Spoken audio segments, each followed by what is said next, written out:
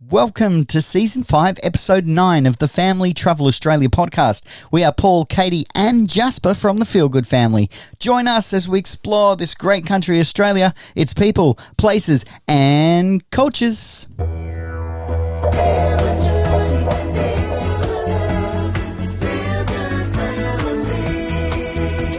Yes, welcome to the Family Travel Podcast, where we share the latest in RV industry news, road trip travel, camping and caravanning, product reviews, where to go, what to do, what to see, and so much more. Thanks for joining us. Yes, thank you indeed. This week we continue our east coast of Tasmania adventure with the short yet sensational road trip from Bicheno to the Bay of Fires, including the Lobster Shack, a blowhole, Devils in the Dark, Tassie's most spectacular waterfall, robotic cows, mountain bikes, the famous orange granite boulders of the Bay of Fires, and some awesome off-grid free campgrounds. Wow. Whew. Jam-packed. I tell you what, we're also going to be discussing and following up on the major weather event that is happening over there on the mainland, the Big Island. Wowzers. Okay, we hope you're staying safe is the main thing, and dry. Yes, absolutely. All right, let's get into it. Now, only 93 kilometres coastal drive, but gee, it is jam-packed with places to see and things to do. Amazing. Yes, look, this east coast of Tasmania sure is beautiful and will certainly not disappoint you no matter what stretch you do. We have broken ours up, as you know, into two separate road trips, tackling the southern east coast first and now making our way further north. And it really is beautiful. And as you said, Paul, there is so much to do. Of course, we pick and choose what we can to fit into our weekly road trip to bring to you, but there is so much more. I think that a 2-week stint in Tassie, if you were already thinking, well, the East Coast is where I want to go, it is incredibly popular. I think a 2-week stint basically from Devonport to Hobart would be the right amount of time. Yeah, absolutely. And you could just meander your way down or up, whichever way you chose to do it. Really take your time and find those hidden gems. Something that really stood out to me was the number of free camps available along this East Coast stretch, whether that's right on the coast, along the beaches, or whether that is further back inland into some of those beautiful country towns. So if the idea of free camping your way across the East Coast is appealing to you, then I think that would be a sensational road trip. You're spot on. I think a lot to learn and to really take from Tassie back to the mainland for, you know, the free camp and the national parks and the way they do things in other states. Absolutely. They do get it right a lot of the time, but Tassie nails it. Yeah, they're really set up for people to get out, immerse themselves in the environment and really make use of these stunning locations. Okay, and just a quick little disclaimer here. Quite often we'll talk about the free camps in Tasmania that are located within a national park. That does mean that you require a national parks pass. You can get annual passes. We're on a 2-month holiday vehicle pass. So, yeah, as long as you've got that in place. Ours was $80 for 2 months. I actually think the annual fee is not much higher than that. So if you knew you were going to be here for an extended period of time, just get the annual fee. Oh, definitely. And I think we mentioned it in last week's podcast, you really can see where that money goes when you visit these national parks because they are so beautifully maintained and the infrastructure is incredible. So, well worth it. Yeah, I think that the Tasmanian tourism realises that the number one reason why people come to Tasmania is because of their natural assets. Oh, well. Yep. I mean, you only have to walk a few steps and you fall over a natural asset here in Tassie. So I do it in the van all the time, babe. I mean, look at me. What a lucky guy.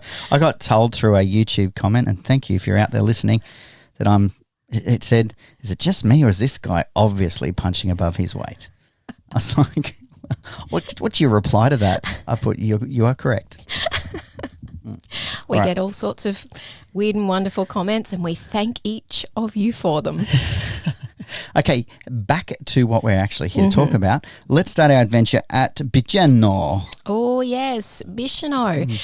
This town, I really love this coastal town, and it's located, approximately halfway on the east coast. So it's a good midway point. We made our way up to Freycinet National Park last week. So Bicheno, just a hop, skip and a jump a little bit further. I think literally it's like a 25-minute drive from Bicheno down into Freycinet National Park. So you could very easily day trip from this beautiful coastal little town. We lucked out with the weather. We just had some of the best weather that we had the entire time we were on the East Coast while we were in Bicheno. So it really turned it on for us in terms of the colour of the water, that white, unbelievably white, perfect sand of its beaches. Bicheno does have some very good surf beaches. So the surfers were all out there, waiting for the next wave to roll on in. The sun was shining. Paul's drone shots really showed off just how beautiful this little coastal town is. And it's not overly large. We stayed at the East Coast Caravan Park in Bicheno. You could walk basically anywhere. You could walk to the beach. You could walk down to the local IGA. There's a number of restaurants and cafes as well. So it really is a good spot to get out and explore this particular midway point. Yes, look, the Caravan Park is just a standard park. I mean, it's everything you'd expect. The grounds are well maintained. The sites are a little tight to get into if you've got a larger rig. But they are generally all green, lush grass. True. And their laundromat has a slogan or a title that says, "Loads of fun." It's a good dad joke there. Yes, which is interesting because I'm wondering how many dads would actually frequent the laundry. Anywho. Oh, gosh. Jasper goes, right. Yeah, I get it. That old chestnut. Yeah, he wasn't even impressed. Anyways, yes, and there is a rec room. And again, it's, within 5 minutes walk to the beach, and it's perched kind of elevated position so you can look back to the ocean, which is pretty cool. Yeah. All right. The natural asset in Bicheno, besides its coastline, is the Blowhole. Oh, yeah. This was really cool, actually, on the foreshore. And, of course, Bicheno, I think, is really where you get your very first experience with these granite boulders on the beach, on the coastline, that the East Coast is so famously known for. And Bicheno really is that first, okay, all right, yeah, this is what we can expect as we travel up the East Coast.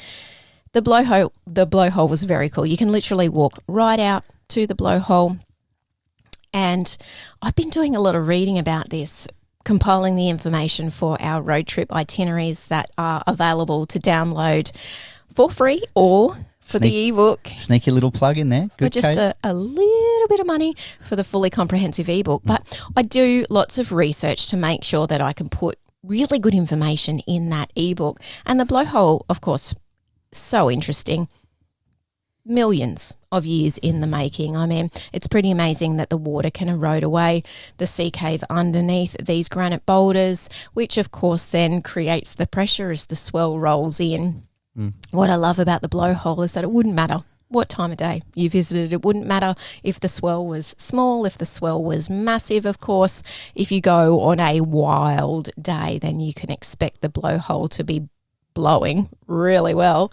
But we had a really good show. Of course, being sensible, having your common sense in place when you visit these sorts of places is very important. I find it interesting that when you do go to these places that require common sense, that it sometimes not very common, is it? Well, no, it's not. And generally there's not a lot of sort of safety stuff around for places like this. So common sense can go out the window. But look, we loved it. We loved standing there watching the waves shoot up through this blowhole. We saw plenty of people who were standing a whole lot closer than we were, getting themselves nice and drenched by the water. But lots of natural beauty that Bicheno has. Another really outstanding part of the coastline here is Diamond Head.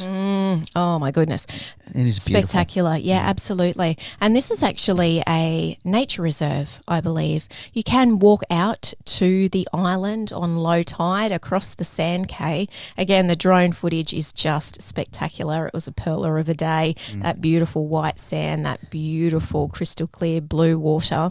But it just makes this coastline so unique. Look, the other part of the coastline, if you're looking for a famous foodie institution along the East Coast, is the Lobster Shack. We ducked in there. Now, I know it's called the Lobster Shack, but we didn't actually have any lobster. No, we didn't. And look, again, this is a local's favourite, another Tasmanian institution when it comes to fresh seafood.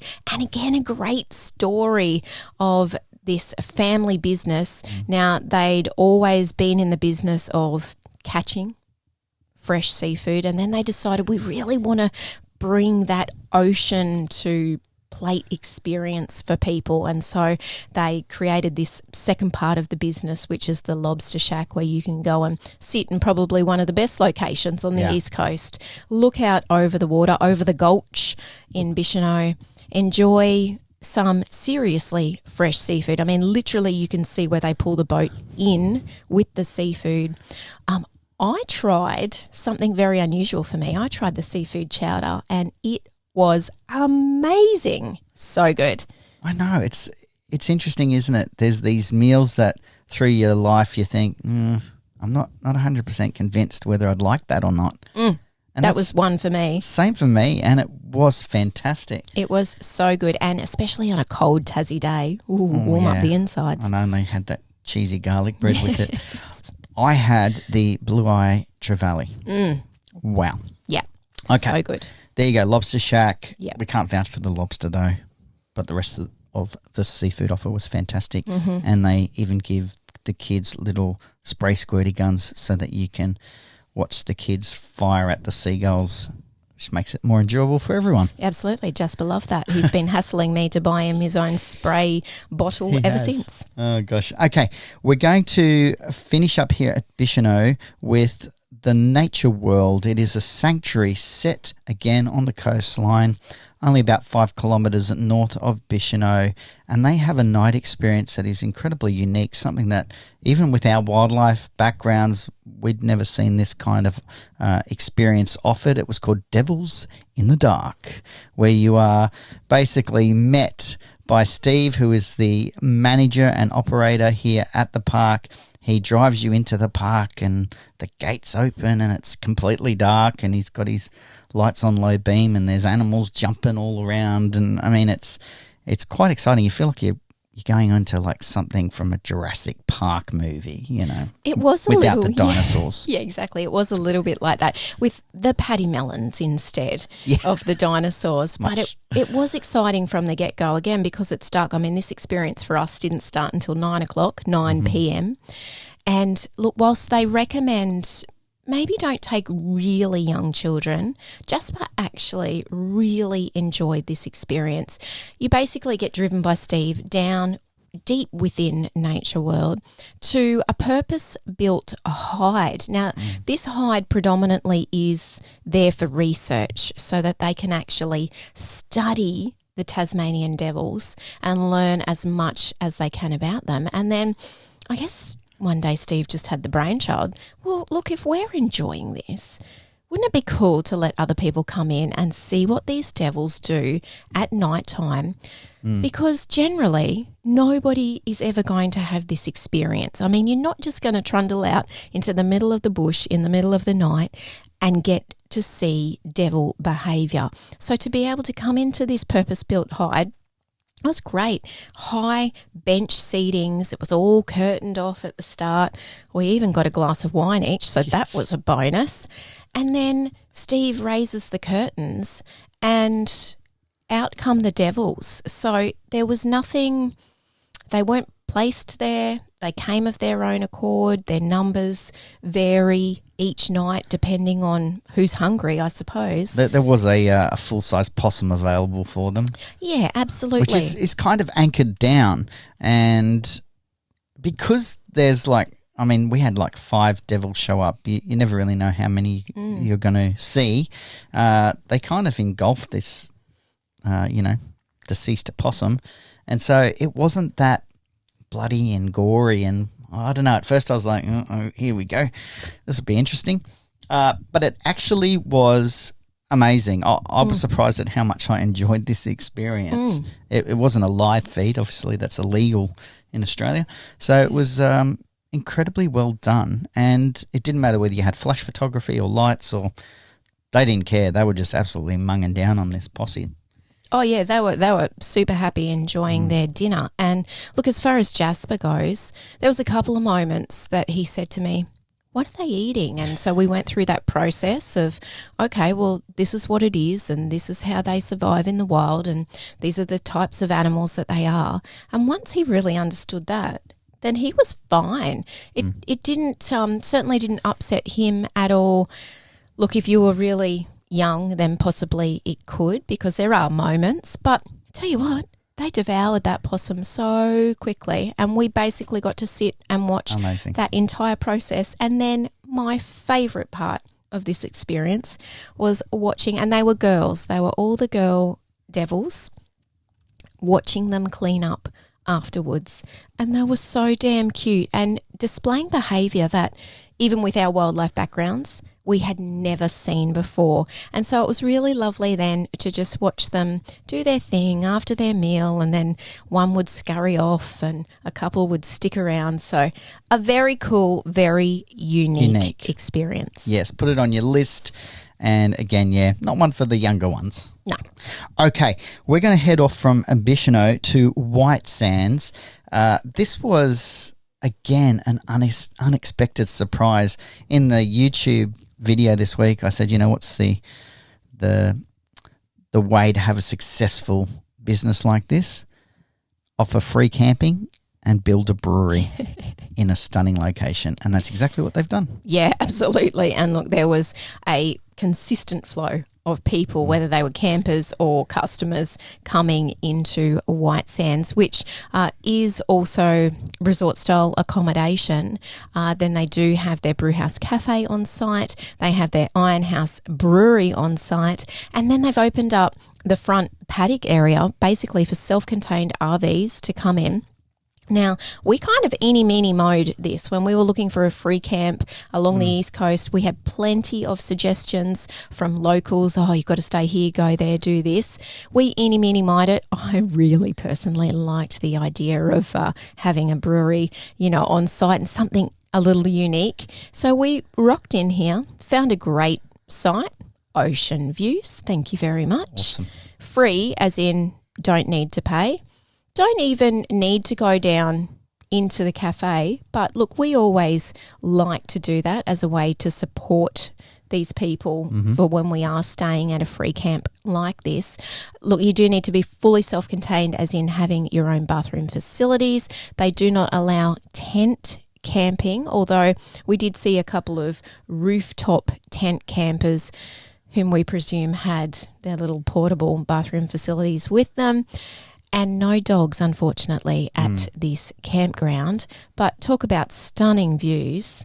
Absolutely amazing. Really fantastic. And the grounds are so massive, there's space for everyone. Yes. I highly doubt they'd ever put up a full sign. Let's put it that way. Yeah, no, I agree. There was plenty of space and everybody was nicely spread out. The food was huge. The meals were great. You can do tasting paddles. There's an indoor playground, outdoor playground. There's a basketball court. They allow for $5 per day per swimmer to use the Olympic-size resort pool. Yeah. It's a 500-metre walk down to the White Sands, literally, of the main beach here. I think it's called 4 Mile Beach. Mm-hmm. Yes. So, yeah, wonderful. Put it on your list again. Another free experience worth doing. Absolutely. Great. All right, out from White Sands, we're heading now to St Helens, and we ended up there at what's referred to as the quiet alternative. Yes, it's the Big Four. There are a couple of caravan parks in St Helens. The Big Four was great for us because they do cater for larger vans, big rigs. I mean, there was some big rigs in the Big Four. What I really liked about this caravan park, and we chose this for a few nights because we did have things that we relied on the internet for, getting that YouTube episode up and our podcast as well. So it's always great to find somewhere with really good internet. But what I loved about this park, we landed on what they call an evergreen site, which is basically an astroturfed, very well maintained astroturfed site. And they were tiered with plenty of space. So it certainly didn't feel like you were on top of each other. You know, a lot of these sorts of caravan parks, you can feel quite squeezed in. We had so much space here, and Jasper loved being able to play out under the awning on the AstroTurf. It was just excellent. Have all of your normal and expected facilities. They even have a jumping pillow. Yes, which you enjoyed, didn't you? Oh my gosh, my hamstrings were screaming at me the next day. Yeah, but anyway, more jumping I think I need to do to get used to that. Probably. Quite an interesting entry statement with a large, no longer used obviously, yacht that meets you as you arrive. It's a good landmark, I think. Great kids area, recreation room, and there's plenty of other accommodation facilities available within the park. Look, very good. I will say it was on the more expensive end of things. So after coming up the East Coast and enjoying so many of those great free camps, it did hurt a little bit, even with our Big Four discount. So, you know, it's always interesting when you come into a caravan park and the prices are up there. But for us, we certainly need to do that every now and then to make sure that we've got good access to things. And it's always nice to plug in after being off-grid for a little while as well to, you know, have a really fantastic shower and make the most of the power and water. Okay, St Helens, a quick run around there. There are a couple of IGAs here.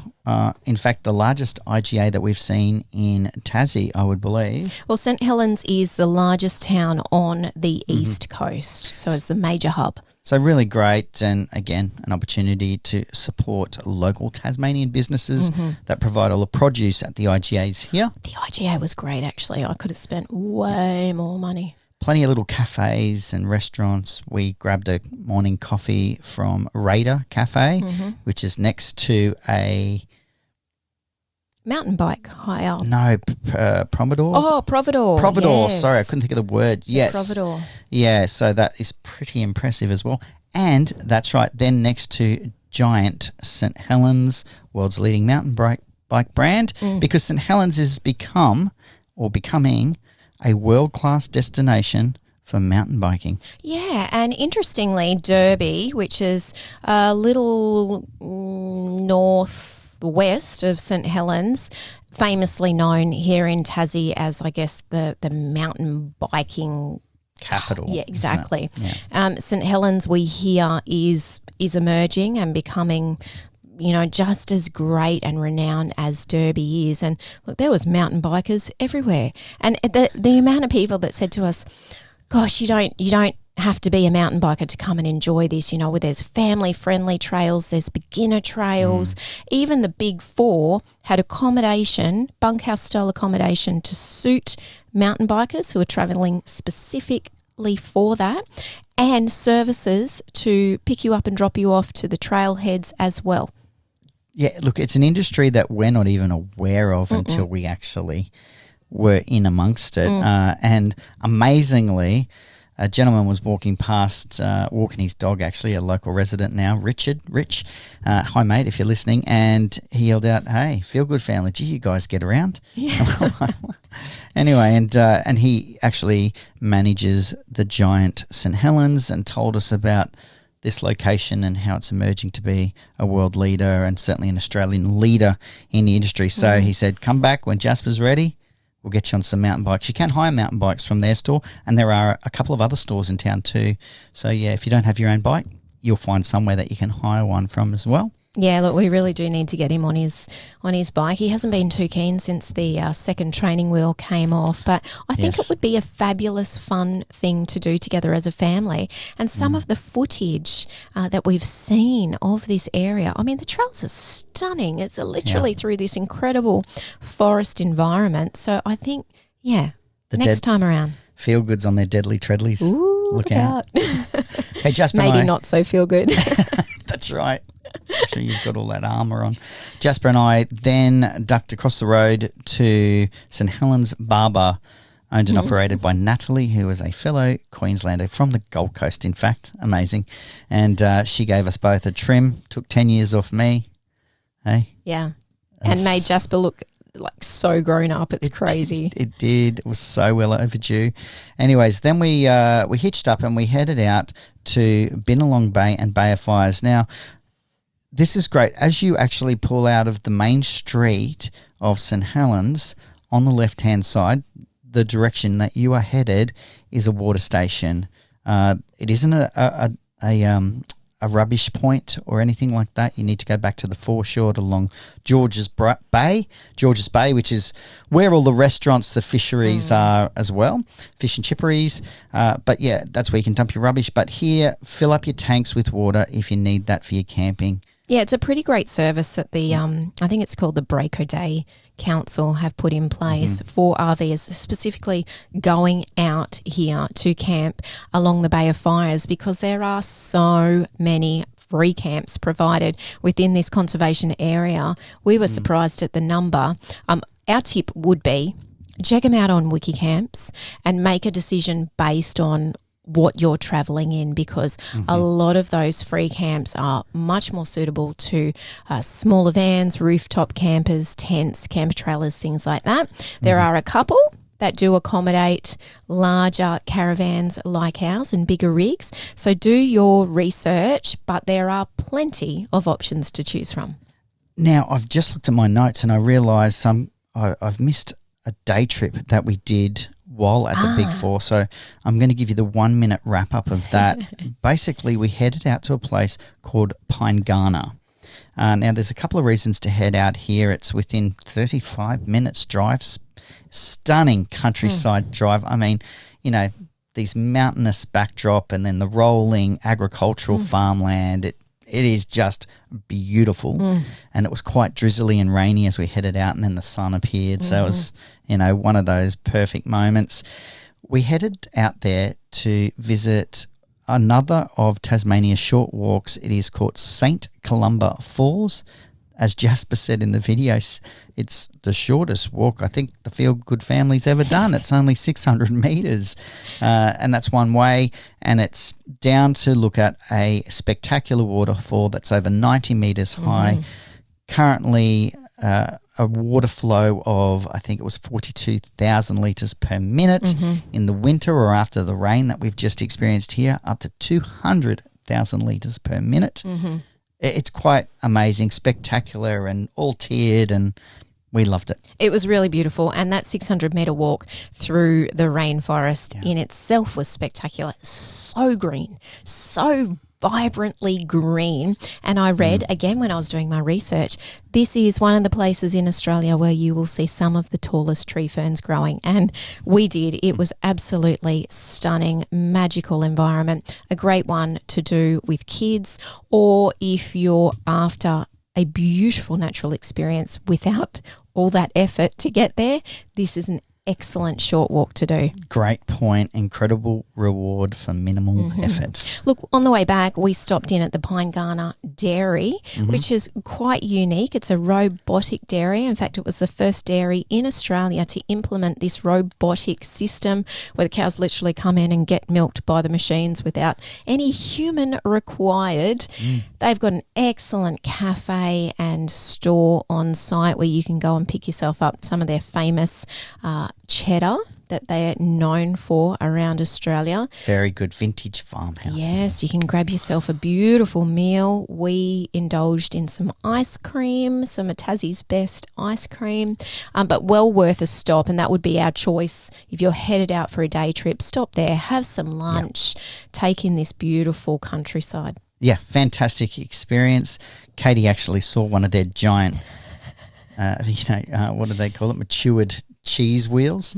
Said we could eat our way around Tasmania. We could just roll it and eat as we go. Yeah, definitely. Love it. I think so. I mean, we literally are eating our way around Tasmania, but I thought, why not add a cheese wheel to that? We just take a little bit off each time we pull up somewhere else. All right, back to where we were just a minute ago, and that is on our way after our water station fill up for our tanks on our van to Bicheno Bay and to the Bay of Fires, the start of the Bay of Fires. Now, I rated Bicheno Bay's natural swimming holes as the best that we have seen in Tassie. Amazing and safe for families, shallow, still tidal, crystal clear water. Backdrop is their iconic orange granite boulders. Lichen covered boulders. I'm liking it. Yes. And we then, look, we before we found this campsite, which is known as North Cozy Beach. Cozy Corner. Oh, sorry, Cozy Corner, that's it. We had done a bit of a recce over the weekend. It was a long weekend because of the Hobart Regatta, which meant being only, less than 3 hours drive away, this place was chockers with campers. We drove in and drove around, and we went to all the different campgrounds along this stretch of Bay of Fires to see where we could, one, fit, two, we liked, what did it look like. And if we get in, how can we turn the van around? Yes, if there's not anything available, will we be able to get out? That's right. And so we'd already done the recce, and North Cozy Corner Beach was our choice. And if you actually do a bit of Googling and wiki camps and online, it probably rates as the most popular. I think too, because of its location on the beach, it's pitted as a very family friendly, safe beach to go. Now, not safe in the sense of it's certainly not patrolled, and I think you'd have to pick your moments for swimming as well.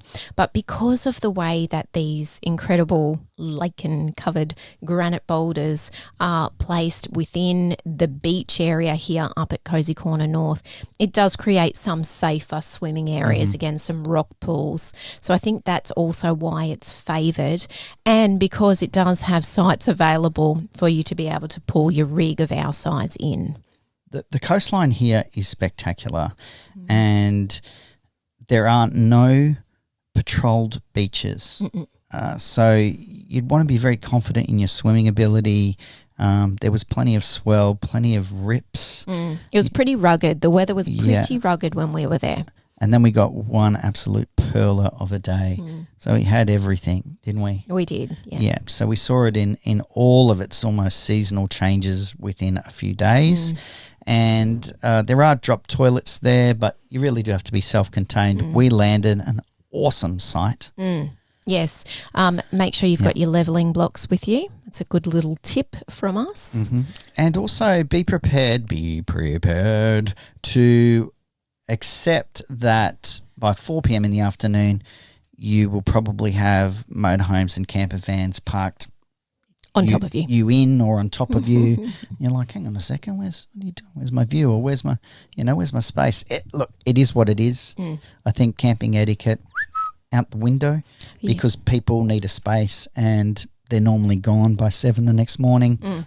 So, kind of get over it and get on with it. I'm wondering if that's where the name comes from, Cozy Corner, because you do get a little cozy with your neighbours. But to be fair, beautiful camping spot, free camping spot in one of, this place, this Bay of Fires, was named by Lonely Planet as one of the world's best destinations. So you can understand why people flock here and want to have an experience here. Yes. Now, the misconception, I don't think we've mentioned this yet, around the name Bay of Fires.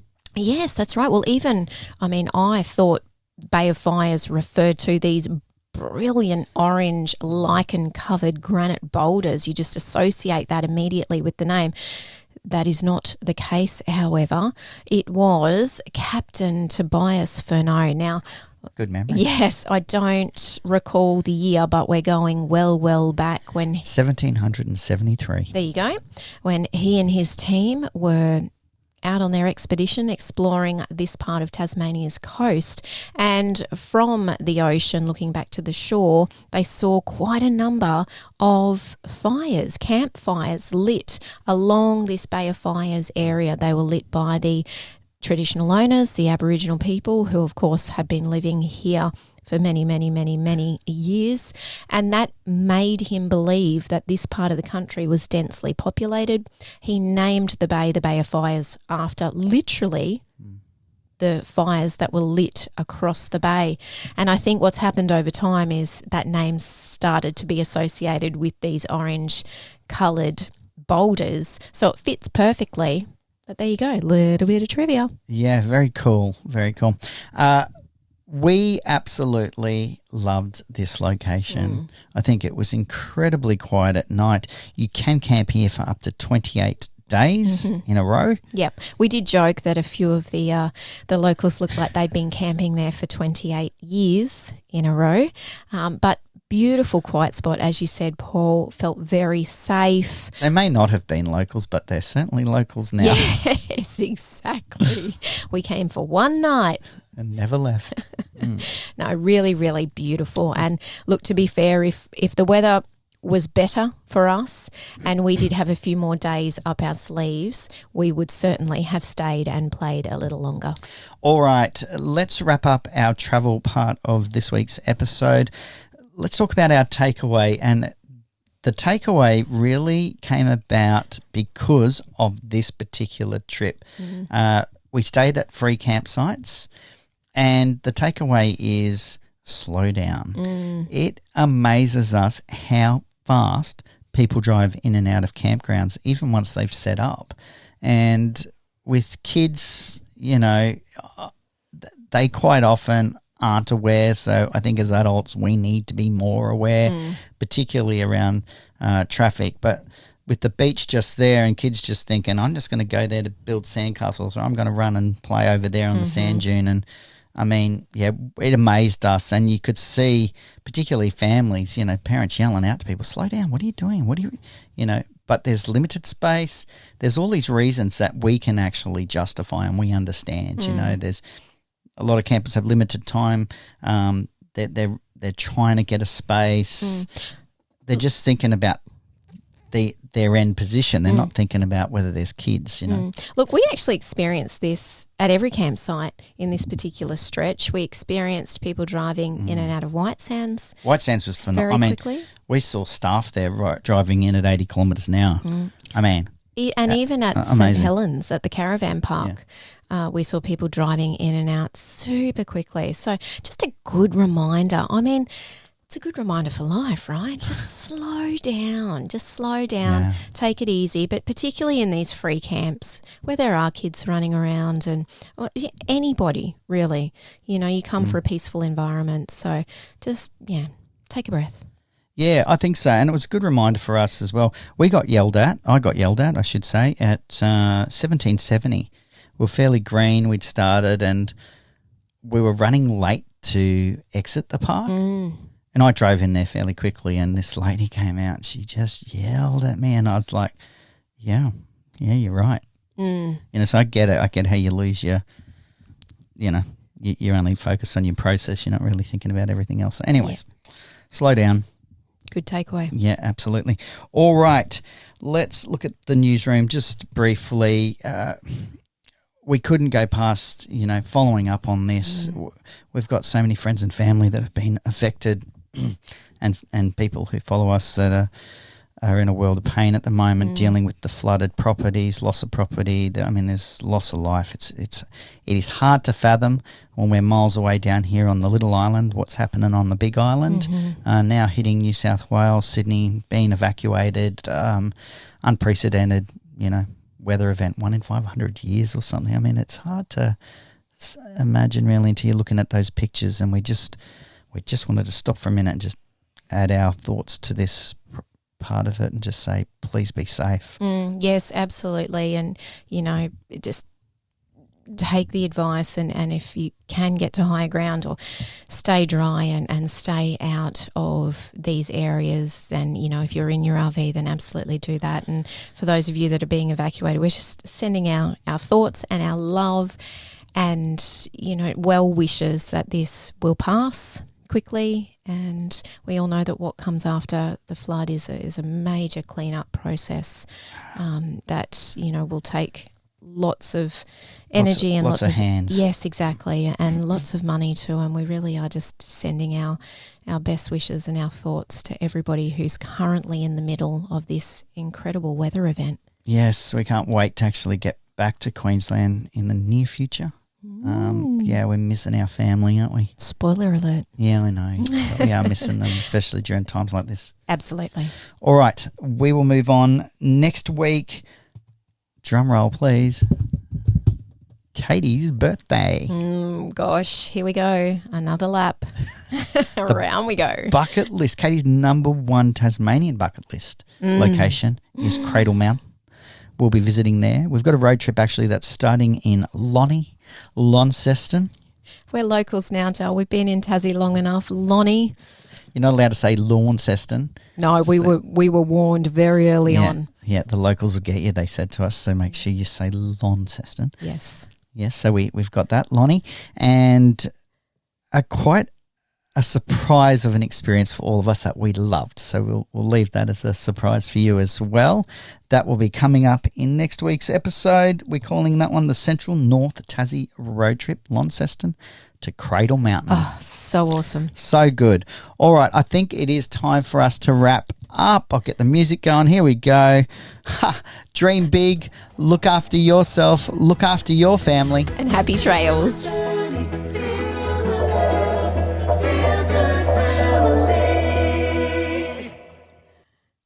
Good one. We got there in the end. We did. Wowzers. You know, we've done a few laps of Tassie now, and the East Coast was fantastic. I think if there were a couple of highlights, say you had a really limited amount of time, free camp, friendly beaches. Freycinet National Park. Anything in Freycinet National Park, Coles Bay, stunning. Wineglass Bay. Honestly, that was the real highlight. And Maria Island. Yes. Those two places, which were actually in last week's episode, but those two places absolutely did it for me. Yeah, absolutely beautiful. And, I mean, you know, we say it all the time, Tassie is so spoilt for incredibly beautiful places to go. I find it interesting, you know, we hear it from people all the time, you know, I've got a week or I've got a couple of weeks, I'm going to whip around Tassie. And I always just think, no, just choose a spot. Because whilst it's small and you could easily whip around in a week or two, you're not really going to maximise the best that Tassie has to offer. So chunk it, do a few return trips. I think that's it. Yeah. All right, we will say goodbye. Look, if you're being affected by the weather, please stay safe. Stay safe, yeah. Yeah. All right. Lots of love. Bye.